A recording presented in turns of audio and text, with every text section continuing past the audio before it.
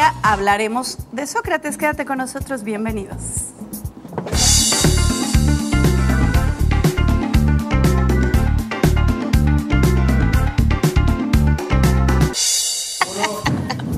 Recibimos, por supuesto, con mucho cariño aquí en el cafecito a Dalia, como cada mañana, y con este tema tan interesante. Bueno, sí, con ¿verdad? Este personaje más bien. Buen día.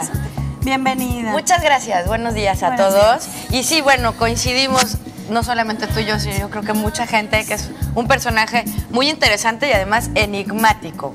Porque uno de los primeros datos que les voy a compartir de Sócrates es que Sócrates no escribió ni una sola letra. No dejó por escrito absolutamente ninguna letra respecto de sus enseñanzas o respecto de su filosofía.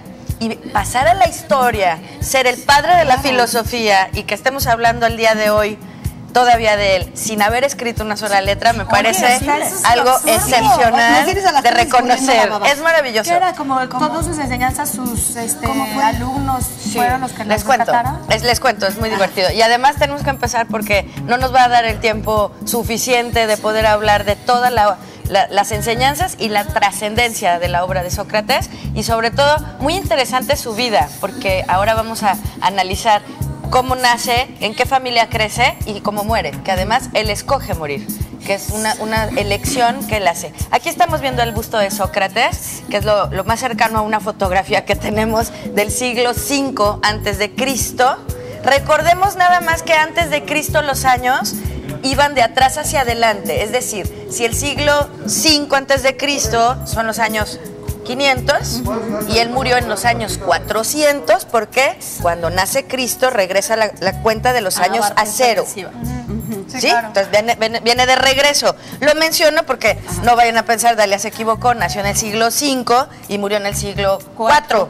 Pues sí, porque vamos de atrás hacia adelante antes de Cristo. Entonces, bueno, él nace en Atenas, lo cual en este momento histórico era el esplendor de Atenas. Atenas, recordemos que está en Grecia, y además de ser el esplendor como ciudad, tenía un esplendor político importantísimo. Recordemos que era en Atenas, en Grecia, donde se forjaban las decisiones políticas, donde se formaban los congresos, lo que ahora conocemos como la República y una serie de figuras políticas. En ese momento en Atenas era muy importante. Aquí estamos viendo un detalle de un cuadro de Rafael que se llama L'École de Atenas, la Escuela de Atenas. Y él hace una obra bellísima que ahorita vamos a ver.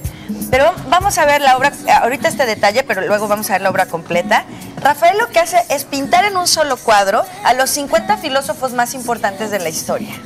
Y este detalle que estamos viendo es Sócrates con Platón, buscando la manera de explicar que Platón habla del cielo cuando Sócrates habla de los hombres. Y estas filosofías que van del idealismo al materialismo y que vamos a contar brevemente por qué pasa la historia a Sócrates. Les cuento dos detalles bellísimos de su vida. Uno, su padre era escultor, esculpía piedra, cantera, y su madre era partera. Entonces él todo el tiempo estaba viendo que de la piedra salía un ser humano y de la gente salían seres humanos. Todo el tiempo salían seres humanos en su vida. Y entonces él logra convencer a sí mismo, a su mente, que lo que necesitamos es parir ideas. ¿Cómo hacemos para parir ideas? Aquí estamos viendo un grabado importante. En el centro alcanzamos a ver a un hombre con su túnica, es la imagen clásica de Sócrates, ¿no? Con su túnica, caminando por las calles, porque además, desde que él nació, su padre se llamaba Sofronisco y su madre Fainarate. Y cuando cuando nace su hijo, él va a consultar al oráculo de Delfos. Recordemos que el oráculo de Delfos era como un adivinador, como alguien, una persona, el oráculo, que le podíamos preguntar cosas y nos adivinaba o nos daba el futuro. Un poco como de bola de cristal, ¿no? Como que teníamos la fe, o tenía la fe los griegos, de que el oráculo les iba a decir la verdad. Y a Sofronisco, al papá de Sócrates, le dijo: tienes que dejar que tu hijo sea libre. Tienes que dejar que tu hijo camine por la vida libre. Y ese fue el principio de los padres de Sócrates. Por ello, Sócrates deambulaba en las calles, conversaba con todo el mundo, platicaba con niños, luego con adolescentes, luego con jóvenes, y luego, bueno, él finalmente hace toda esta teoría de la que estamos hablando, la transmite a otras personas que son quienes escriben la filosofía y la enseñanza de Sócrates. El arte de parir ideas, ¿qué quiere decir? Yo te puedo preguntar en este momento qué es la justicia. Tú me puedes contestar, la justicia es el valor de darle a cada quien lo que merece. Muy bien. Pero también puedes provocar que yo piense qué es para mí la justicia. Y preguntarme, ¿consideras justo esto? Dalia, ¿qué piensas de la justicia? ¿Por qué dices eso de la justicia? Cuestionar, fíjate lo que dice Sócrates, cuestionar el conocimiento es la única puerta para la verdad. Porque tenemos el conocimiento, pero no necesariamente lo entendemos, claro. Lo asimilamos, lo comprendemos y lo hacemos nuestro. De tal modo, bueno, aquí estamos viendo una imagen clásica de Sócrates sentado, escribiendo, ¿no?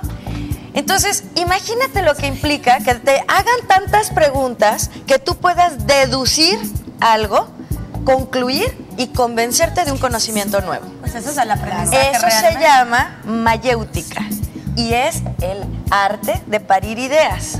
Y esa es una enseñanza que nos dejó Sócrates. Ay, me gustó. Y es maravilloso cuando lo aplicamos con los niños, con los jóvenes, y nos obligamos a pensar más allá de lo que se supone que sabemos, ¿no? Pues no te lo aprendes de memoria, realmente lo estás integrando.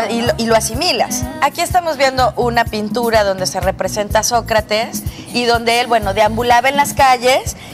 Les doy datos que no sabemos. Siempre sabemos que Sócrates fue maestro de Platón y a su vez Platón maestro de Aristóteles. ¿Ok? En algún momento vamos a hablar de Platón y Aristóteles. Son discípulos de Sócrates. Pero no sabemos cómo se llama el maestro de Sócrates. Se llama Arquelao. Arquelao es alguien que acerca a Sócrates a la física y a la moral, y de donde Sócrates comienza a adquirir ciertas ideas.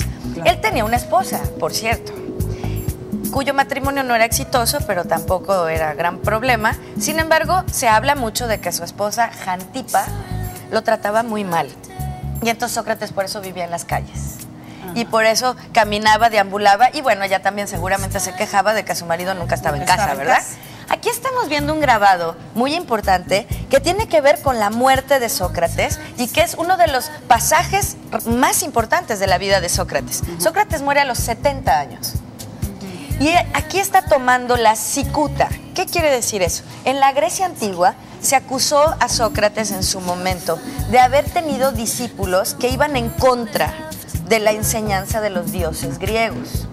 Y entonces lo culpan de que él está enseñando, bueno, textualmente las palabras es corromper a la juventud. Así fue como lo acusaron.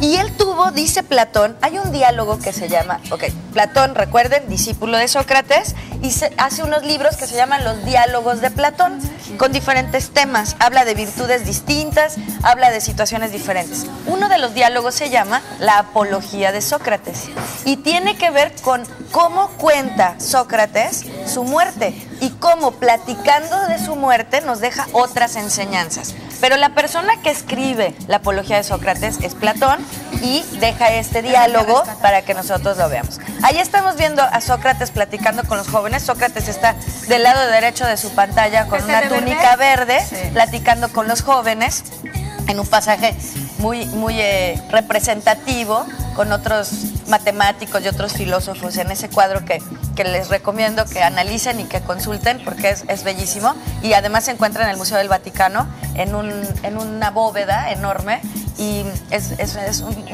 un gran talento con el que fue pintado.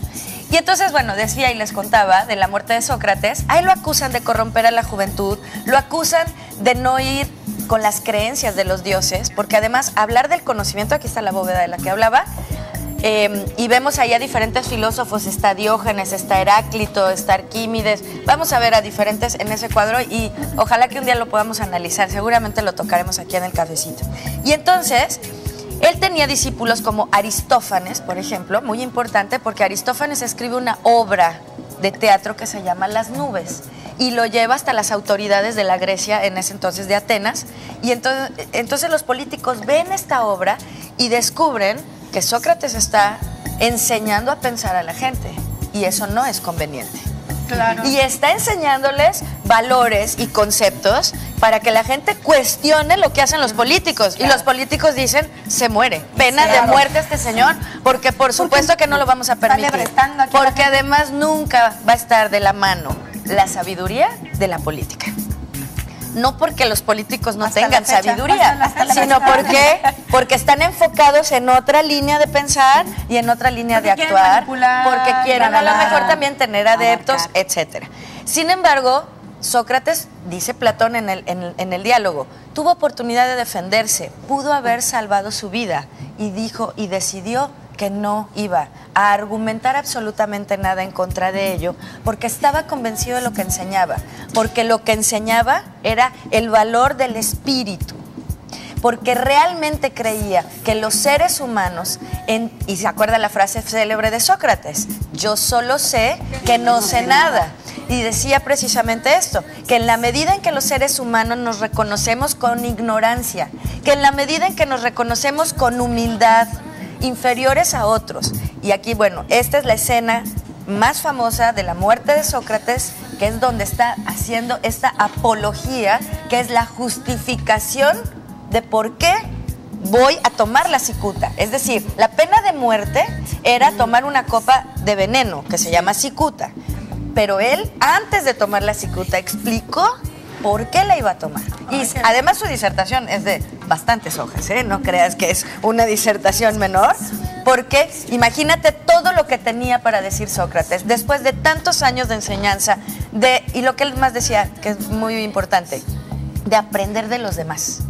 Que eso nos hace mucha falta a veces a los seres humanos. Voltear a ver al de al lado, aprender del de enfrente, conocer, observar y reconocer. No puedes aprenderle nada o algo a alguien, es un error. O sea, de todas las personas tienes algo que aprender. Una de las cosas que él, lo primero que niega y rechaza, es a los sofistas. Vamos a hablar en algún momento de ellos, pero los sofistas son precursores de Sócrates y ellos se llamaban a sí mismos sabios. No. Sócrates decía, yo no soy sabio, me acerco a la sabiduría, intento llegar todos los días, pero solo sé que no sé nada, porque a partir de esta ignorancia puedo crecer, con esa humildad. Les leo para terminar una frase muy importante y les platico un dato muy interesante que estoy segura que no conocemos muchos de nosotros y que yo también acabo de aprender y que es muy, muy particular. Las 3 personas que acusaron a Sócrates. Sabemos que se iba a morir, sabemos que Platón era su discípulo, pero no sabemos los nombres de las 3 personas o los 3 hombres que lo acusaron y lo llevaron hasta la pena de muerte. Anito, Meleto y Licón. 3 personas acusaron a Sócrates y hablaron directamente mal de él, ¿no?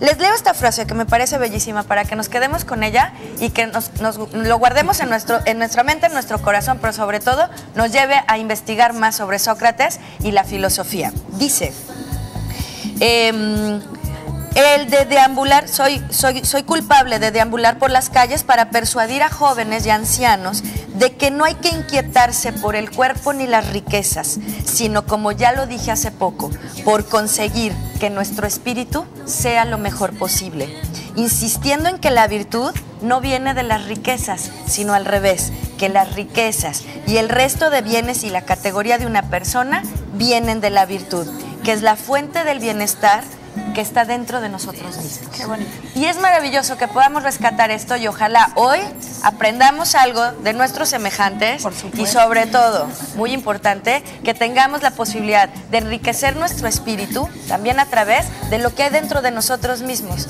Si buscamos un poco, cuestionamos, analizamos y reflexionamos, seguramente hoy vamos a encontrar una nueva virtud que no sabíamos que teníamos. Así que vamos hacia adentro, busquemos y seguramente encontraremos esto que nos fortalece y que nos hace mejores seres humanos. Muchas gracias. Al contrario. Sí, que tengas una linda tarde. Igualmente, muchas gracias. Muy bien, nosotros vamos a un corte, volvemos en un momentito, no tardamos.